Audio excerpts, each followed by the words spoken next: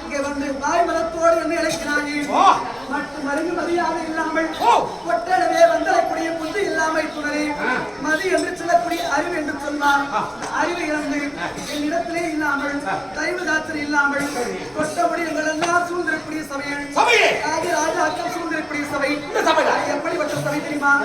அஸ்தரவர் மதரவர் காலப்படை வீரர் வெங்கலப்படை வீரர் 886 வயது பீஷ்மாச்சாரி கிருபாச்சாரி அஸ்வத்தாமன் படித்தவர் பட்டம் பெற்றவர் தியான புராணத்தை தெரிந்தவர் நன்னூலிதிகாஸ் அறிந்தவர் நாவலர் பாவலர் கருடாண்டு என்று சொல்லக்கூடிய அனைத்து நபரும் அறிவில் சிறந்த நபர் அமரக்கூடிய தருவாயில் பெருத்த முடியை தாங்கிக் கொண்டு அரசாளக்கூடிய உங்கள் அண்ணா துரியோதன் நடத்துகிறார் என்று சொல்லி வரவழைத்த காரணம் என்ன?